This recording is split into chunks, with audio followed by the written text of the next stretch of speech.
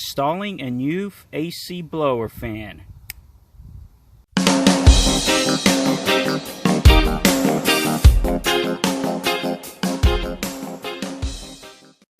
Hey, what's going on, guys? Thanks for joining me on another video. Today I'm going to be doing an AC blower fan that goes underneath the dash. What's happening is the speeds aren't working properly, and also it's cutting off and on. Sometimes when I want the fan to come on, there's just nothing, no matter what speed it's on, and I actually have to hit, tap it under here underneath the dashboard. The fan comes on.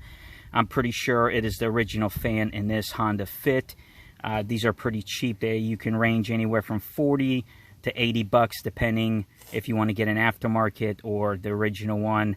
I'm thinking if you went to Honda, you're going to be way over 100 bucks. This is just a cheaper one, aftermarket.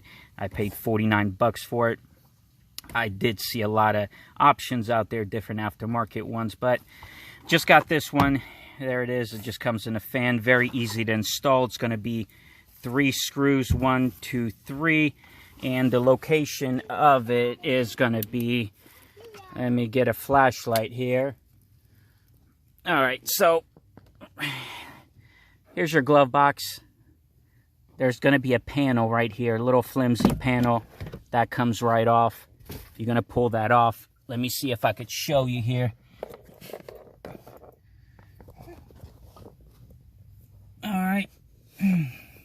As you can see, there's the actual unit that I'm going to be replacing. It's going to have 3 screws, which are Phillips. It's going to drop down. You're going to plug it in, very easy install. What I'm going to do now is take the screws out, and then I'll show you what the old one, and hopefully we could see what the issue was, why it was coming off and on. But like I said, it's a very easy install. Probably altogether about 20 minutes, 30 minutes, depending how handy you are with tools. So let's get to it. All right, so I did grab it, as you could see. Let the camera focus here. It's one of these little star wrenches, star sockets, and it's a T25. I don't know if you could see that. There you go. It's one of those. You can get a whole kit at any auto parts store. It runs roughly about 8 bucks. But it goes like that. It goes right on a ratchet there. So we're going to put it up here. You see, here's the plug. Very easy to do. Uninstall that. All right, so we're going to take off my first screw here.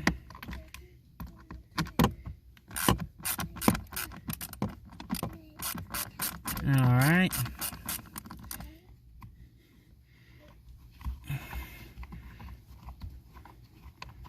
So there it is. There's the first one.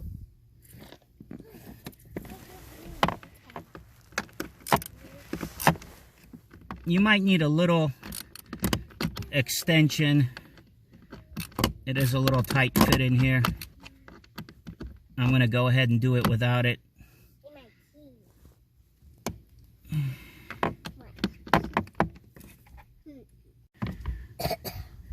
All right, so here it is. The unit's about to fall out. Like I said, 3 screws. There's the unit right there. Boom. There it is. Now, there's no telling what was wrong with it. I don't know. I had to tap underneath it. I don't know what was wrong with it. But there it is. Same exact unit. It was also making a little noise like it was hitting something. I don't know if the bearing was going out. There it is. Here's my new unit. Basically what you're going to do is just reverse the process. Just stick it up in here. Okay, so here I am. I got my 3 screws in. Basically, you're going to plug in your wire here, back into the unit. Now, you just want to make sure that you did get the proper unit. Make sure your hole's lined up, that you don't have to force anything. It goes back in exactly. Examine the units side by side before you even install it. Make sure it's the same one you have. Part numbers are going to be different. You can find them on eBay, Amazon. If you want the original one, go to the Honda shop. But like I said, you're going to be well over $100, maybe even pushing $200 for original equipment. It's up to you. Opinions are like assholes. Everybody has one. Get the original equipment if you want. If you don't, get aftermarket. That's your thing. And after this, basically, you're just going to put your panel on and you're done. You know, test it, make sure everything works, and have a good one. See you on the next video. Any questions, comments, leave them down below. And I'll talk to you guys later. See ya.